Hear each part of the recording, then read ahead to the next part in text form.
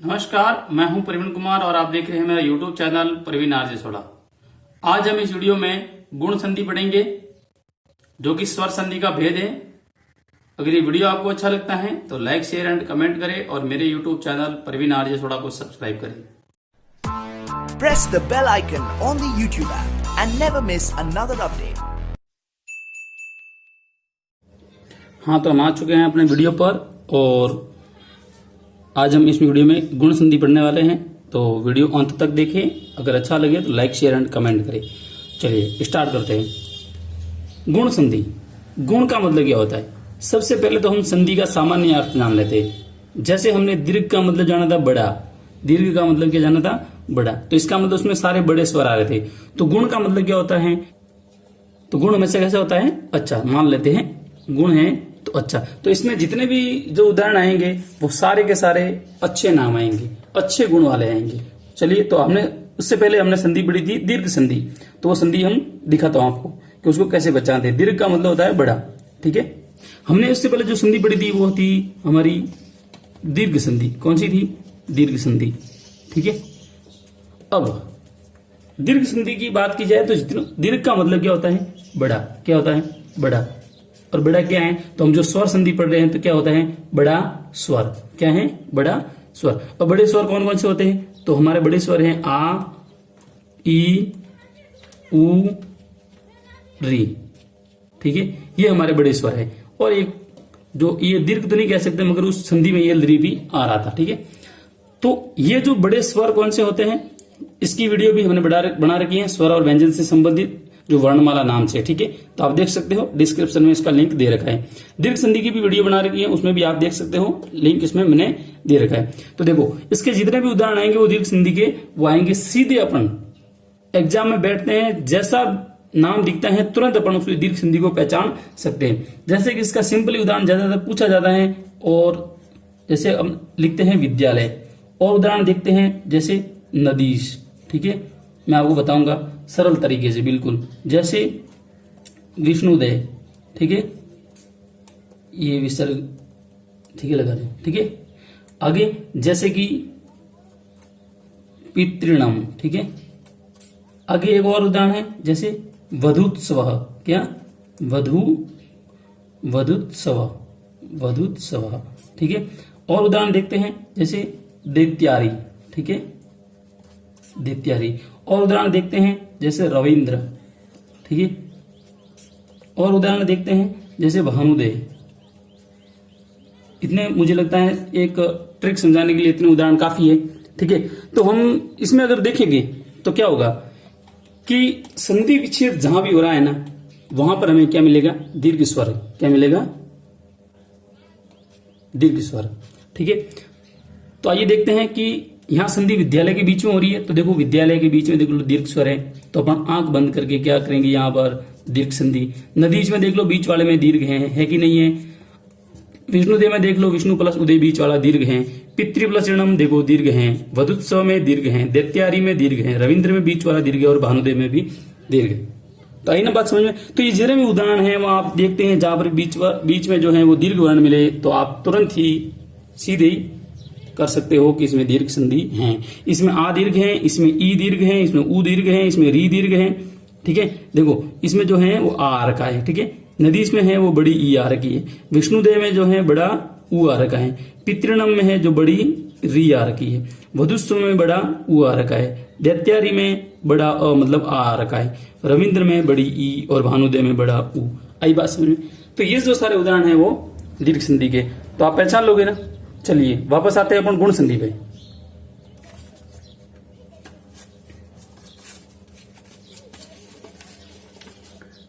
तो गुण संधि पढ़ते हैं अपन। सबसे पहले अपन देखते हैं कि गुण संधि का जो है जैसे हमने दीर्घ संधि का भी सूत्र पढ़ा था कि भाई दीर्घ जो संधि है वो दीर्घ वर्ण कौन कौन से हैं। तो इसमें हमने जो पढ़ा था, तो आज गुण संधि पढ़ रहे हैं। तो पहले उसका गुण संज्ञा विधायक, यानी गुण हम किसको कहेंगे, ठीक है। क्या सूत्र का नाम है? गुण संज्ञा विधायक सूत्र। क्या है? गुण संज्ञा विधायक सूत्र। ये कह रहा है कि भाई अपन गुण कहेंगे किसको, तो पहले गुण कहेंगे उसके बाद में संधि पढ़ेंगे।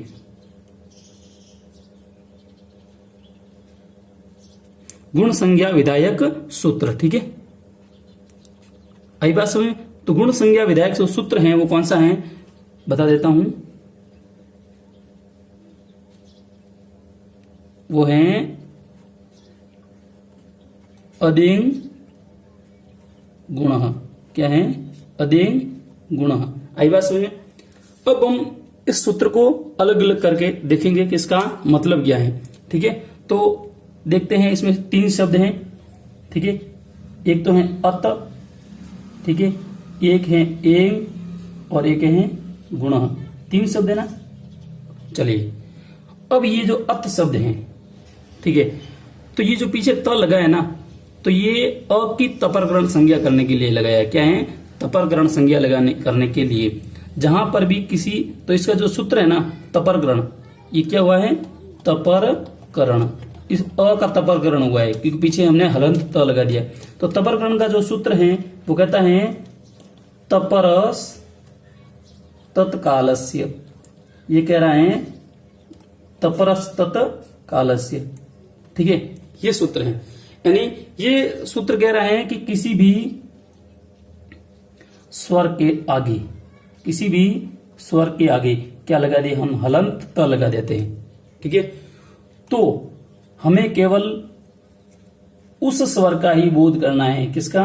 जिसके पीछे त लगाना है, लगाया है। ठीक है, उस स्वर का ही बोध हो, स्वर का बोध कराने के लिए।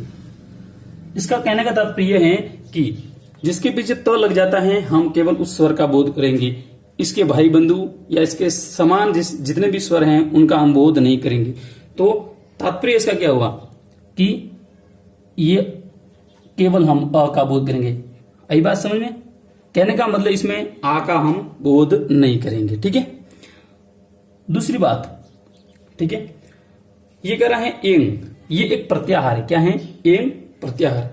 अब एंग प्रत्याहार में कौन कौन से वर्ण आते हैं हमने महेश्वर सूत्रों में बताया है। प्रत्याहार कैसे निर्माण होते हैं वो सारी चीजें, अब वो वीडियो भी देख सकते हैं, डिस्क्रिप्शन में मैंने दे रखा है इसका लिंक। ठीक है, तो देखते हैं महेश्वर सूत्रों में एंग प्रत्याहार में कौन कौन से वर्ण आते हैं। देखो, तो ये हमारे सामने महेश्वर सूत्र है। ठीक है, अब इन महेश्वर सूत्रों में एंग प्रत्याहार कहां आता है? ठीक है, तो प्रत्याहार निर्माण करने की जो प्रक्रिया थी वो पहले वर्ण से लेकर लास्ट वर्ण तक। पहला वर्ण कौन सा है? ए। बताओ इसमें पहला वर्ण कहां है? ये हो गया। ठीक है, और लास्ट वर्ण क्या है? न। तो ये हो गया न। इसका कहने का तात्पर्य है कि ए और ओ, ठीक है, ये जो वर्ण है वो एंग प्रत्याहार में आते हैं। कौन कौन से? ए और ओ। तो लिख देते हैं ए और ओ। ठीक है, ये एंग प्रत्याहार में आते हैं। आई बात समझ में?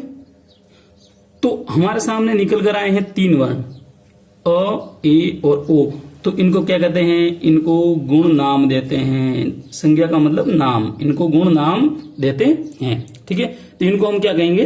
गुण। आई बात समझ में? सूत्र समझ में आ जाए। अब इसका जो दूसरा, ये तो हमने जो सूत्र पढ़ा है वो तो है गुण संज्ञा करने वाला। अब गुण संज्ञा, जो गुण संधि करने वाला सूत्र कौन सा है वो हम पढ़ेंगे। तो लिख देते हैं गुण संधि विधायक सूत्र। कौन सा? गुण संधि विधायक सूत्र। संधि विधायक सूत्र। ठीक, तो वो है हमारा आदि गुण। क्या है? आदि गुण। ठीक है, आदि गुण।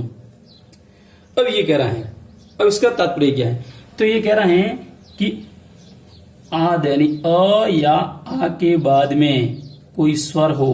अब कोई स्वर का मतलब क्या? कौन से स्वर इसने बोले हैं? ये बोला है इक स्वर। कौन से? इक। अब इक में आते कौन कौन से हैं? वापस अपन महेश्वर सूत्रों में जाएंगे और वहां पर देखेंगे इक प्रत्याहार में कौन कौन से वर्ण आते हैं। ये हमारे सामने महेश्वर सूत्र है। इसमें देखेंगे ई से शुरू होकर क तक खत्म होने चाहिए। तो ई कहां से? यहां से स्टार्ट हो रही है और क यहां तक। तो ई, और कौन सा है? ऊ, और कौन सा है? री, और कौन सा है? लरी। ठीक है, तो एक प्रत्याहार में हमारे जो वर्ण आते हैं वो ई, ऊ, री और लरी, ये वर्ण आते हैं। ठीक है, तो अ या आ के बाद में कोई स्वर यानी इक वर्ण हो तो इन दोनों के स्थान पर अ या आ हो या इसके बाद में कोई स्वर हो, तो इन दोनों के स्थान पर कहने का तात्पर्य है कि ई के स्थान पर करेंगे ए, ऊ के स्थान पर करेंगे ओ। ठीक है, अब जो अ का जो सवाल है वो री और ली के आगे एक जो सूत्र है वो है उर्ण रपर से लेकर, ठीक है। तो उसको लेकर करेंगे तो री के आगे करेंगे अपन अर, क्योंकि री का क्या करेंगे र, ली का करेंगे ल और आगे अ लग जाएगा तो वो बन जाएगा अल, ठीक है। तो ये उसका सामान्य अर्थ हो गया। अब हम इस स्थिति पर पहुंचे हैं कि हमारा जो फॉर्मूला है वो क्या बनता है, ठीक है। और फॉर्मूला जो बनता है वो ये बनता है कि आगे अ हो या आ हो, ठीक है, आगे अ हो या आ हो, ठीक है।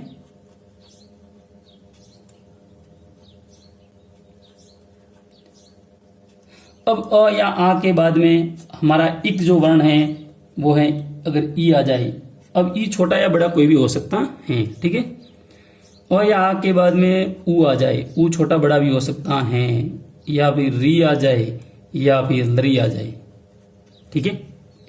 अगर हमारे सामने अ के बाद में ई ऊ री और लरी आ जाए तो, ठीक है, ई के स्थान पर क्या करेंगे हम ए, ऊ के स्थान पर क्या करेंगे हम ओ, री के स्थान पर क्या करेंगे हम अर, लरी के स्थान पर क्या करेंगे हम अल। आई बात समझ में? ये हमारा जो फॉर्मूला है हम यहां तक पहुंचे हैं, ठीक है। ये हमारा फॉर्मूला बन के तैयार हुआ। तो आई बात समझ में? अब हम क्या करेंगे, अब एक एक उदाहरण से अपन हल करने की कोशिश करते हैं कि हमारा जो फॉर्मूला है वो सही है कि नहीं है। चलिए तो उदाहरण की बात करते हैं। तो लिखते हैं उदाहरण। सबसे पहले हम चलते हैं इस वाले पे, ठीक है। अ वाला उदाहरण लेते हैं। अ या आ के बाद में ई आ जाए तो क्या करेंगे, ठीक है। चलिए लेते हैं एक उदाहरण, जैसे एग्जाम्पल मैं लेता हूं रमा प्लस ईशः, ठीक है। अब मैंने जो यहां पहले बताया था गुण का मतलब है अच्छा, और जितने भी यहां नाम आएंगे वो अच्छे कार्य के लिए ही आएंगे, ध्यान रखना। तो ईश जो है वो अच्छा है, ठीक है, ईश्वर का नाम है। तो देखो रमा प्लस ईश, तो ये कह रहा है कि प्लस के पहले क्या है, देखो ये हो गया अपने पास जो है र मा, ठीक है, और म में क्या है आ, ठीक है। तो रम प्लस ये जो आ है, ठीक है। उसके बाद में प्लस के पहले क्या है ई, और ये क्या है श। आई बात समझ में? तो देखो आ और ई के स्थान पर हम क्या करेंगे, ए करेंगे, क्या करेंगे ए। तो देखो ये हो गया रम, ये हो गया ए, और ये हो गया श। आई बात समझ में? अब इसको मिला दो तो क्या बनेगा, देखो ये र में श। आई बात समझ में? चलो एक दूसरा उदाहरण और देखते हैं। जैसे मैं इसमें जो उदाहरण बता रहा हूं वो थोड़े इंपॉर्टेंट वाले उदाहरण भी बता रहा हूं। दूसरा इसका उदाहरण देखते हैं, वो है राका प्लस ईशः, क्या राका प्लस ईशः। तो देखो इसमें देखो ये रा, ये क, इसमें क्या है आ, ठीक है, और ये हो गया ई, और ये हो गया श। आई बात समझ में? तो देखो आ और ई, पहले आ हो बाद में ई हो, देखो पहले आ बाद में ई, तो दोनों के स्थान पर क्या करेंगे ए, ठीक है। चलो करते हैं। तो ये हो गया रा का या राक, और दोनों के स्थान पर क्या हो गया ए, और ये हो गया श। आई बात समझ में? तो बताओ मिला दो इसको, रा ए और श। आई बात समझ में? चलिए एक उदाहरण और देखेंगे। महा प्लस इंद्र। एक बात और ध्यान रखना, संधि विच्छेद करते समय भविष्य में जब ई से नाम आएगा तो ई बड़ी होगी, और इंद्र नाम आएगा तो ई है जो छोटी आएगी, ये थोड़ा ध्यान रखना। महा प्लस इंद्र, तो देखो महा के बाद में क्या है आ है, चलिए कर देते हैं आ। ई के इंद्र के पहले क्या है ई, इन दोनों के स्थान पर क्या आदेश करेंगे ए, तो कर दो मह, ये हो गया, ये हो गया उसके ऊपर लग गया, और ये हो गया महेंद्र। आई बात समझ में? एक उदाहरण और देखते हैं इसका। चलिए एक ये भी इंपॉर्टेंट उदाहरण है, ठीक है। ये है गुड़ाका प्लस ईश, ये थोड़ा इंपॉर्टेंट है, ध्यान रखना। देखो गुड़ाका के बाद में क्या है आ, इसके बाद में क्या है, पहले क्या है ई, तो देखो आ और ई मिलकर क्या बनेगा ए, तो बना दो, क्या बनेगा, गुड़ाकेश। आई बात समझ में, ये हो गया गुड़ाकेश। समझ में आ गई। चलिए, ये हमारा पहला वाला ऑप्शन पूरा हुआ है। दूसरे वाला ऑप्शन देखते हैं, ऊ को लेकर क्या होता है। ठीक है, इसका जो इंपोर्टेंट जो है उसका उदाहरण है, मैं आपको ऊ वाला बता देता हूं। ठीक है, तो ऊ वाला जो है वो करते हैं एक उदाहरण, जैसे कि एक लेते हैं गंगा, ये गंगा प्लस उद्गम। ठीक है, गंगा प्लस उद्गम। देखो गंगा के बाद में जो है वो स्वर कौन सा है, तो देखो मैं लिख देता हूं, ये गंग, हलंत करेंगे तो स्वर क्या निकलेगा, आ। क्या निकलेगा, आ। प्लस के बाद में देखेंगे तो ऊ और ये द क म। ठीक है, अब आ और ऊ, ये वाला फॉर्मूला इसमें देखो, आ और ऊ, तो क्या करेंगे दोनों के स्थान पर ओ, तो करो ओ। चलो करते हैं, गंग गो द कम। आई बात समझ में। दूसरा उदाहरण एक और देखते हैं, जैसे कि यह प्रसिद्ध उदाहरण ये देख लो आप, महा प्लस उदय। ठीक है, महा प्लस उदय, तो देखो ये हो गया मह, और निकाल लो बाहर, हलंत हो गया, ये हो गया आ, और ये हो गया ऊ। ठीक है, और ये हो गया दय। ठीक है, अब ये आ और ऊ को मिला दो, क्या बन जाएगा, ओ, तो क्या बनेगा, महोदय। आई बात समझ में। एक और जो आप प्रसिद्ध उदाहरण आप हमेशा देखते रहते हो, हर एग्जाम में, हर छठी से लेकर आप हर किसी कक्षा में ये उदाहरण आप देखते हो। चलो देखते हैं, पर प्लस उपकार। ठीक है, तो ये कैसे बनता है, देखो परोपकार में देखो पर है, ये हो गया अ, बाद में ऊ है, और ये हो गया पकार। बताओ अ और ऊ को मिलाकर क्या बनेगा, ओ, तो करो परोपकार। आई बात समझ में। चलिए एक और उदाहरण देखते हैं।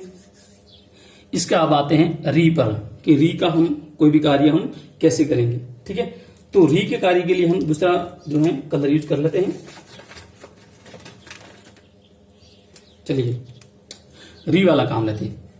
तो री का काम करने के लिए हम देखते हैं एक उदाहरण, वो है ये है, जैसे कि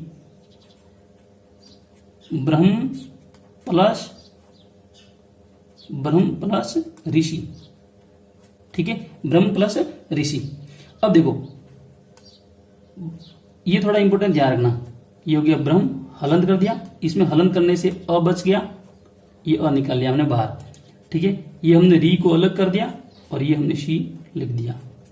ठीक है, अब जैसे हम देखें अ और री के स्थान पर, अ और री के स्थान पर क्या करेंगे हम, और आदेश करेंगे, क्या करेंगे, और करेंगे। ठीक है, चलिए कर देते हैं, ये हो गया ब्रह्म, ये हो गया अर, हलंत र ध्यान रखना, और ये हो गया शी। देखो र है, आधा र है, देखो अब ये जो र है वो कहां चला जाता है, देखो ये हो गया ब्रह्म, अब जो र है वो अ जो है म में मिल गया है, तो म पूरा हो चुका है, अब जो र है वो ऊपर चला जाएगा, तो ये हमने ऊपर कर दिया है, और ये हो गया ब्रह्मर्षि। आई बात समझ में। एक और उदाहरण देखते हैं, चलो जैसे महा प्लस ऋषि। ठीक है, महा प्लस ऋषि। ठीक है, ये हो गया महा में देखो म ह, हलंत कर दिया, आ को निकाल दिया हमने बाहर। ठीक है, री, और ये हो गया शी। ठीक है, अब जो ये जो फॉर्मूला है वो यहां देखेंगे, आ और री क्या करेंगे, और चलिए करते हैं, मह और ये हो गया शी। ठीक है, अब इसको मिलाओ, देखो मह, अ इसमें मिल गया, पूरा हो गया, र ऊपर चला जाएगा, कर दिया ऊपर, और ये हो गया शी, तो ये क्या हो गया, महर्षि। आई बात समझे। इसको एक बार विसर्ग कर लेते हैं। ठीक है, तो ये फॉर्मूला आप अपना लो। ठीक है, अब आगे चलते हैं दूसरा, तो लास्ट का जो अपना ऑप्शन है लरी वाला, इसमें अपन देखते हैं कि लरी का क्या ऑप्शन है। तो लरी का उदाहरण देखते हैं, तो जैसे मम, हलंत नहीं, सॉरी, मम प्लस लरिकार, मम प्लस लरिकार। तो देखो मम में क्या है, अ, ये म हलंत कर दिया और ये अ निकाल दिया हमने बाहर, ठीक है। बाद में क्या है लरी, ठीक है, और ये क्या है कार, ठीक है, ममलिकार, ठीक है। अब बात करते हैं तो अ और लरी, ये फॉर्मूला यहां देखो, अ और लरी क्या करेंगे अल करेंगे, क्या करेंगे अल, करो अल। तो देखो ये म अ इसमें मिल गया, पूरा हो गया, और लरीकार का जो है ल आधा था वो ये हो गया, और ये कार ममलकार। जैसे तव प्लस लकार, तव प्लस लकार, ठीक है। अब देखो तो ये वह हलंत कर दिया, और हमने बाहर निकाल दिया, और ये हो गया लरी, हमने बाहर निकाल दिया, ये कार, ठीक है। और लरी के स्थान पर क्या करेंगे हम अल करेंगे, क्या करेंगे अल, चलो कर देते हैं अल।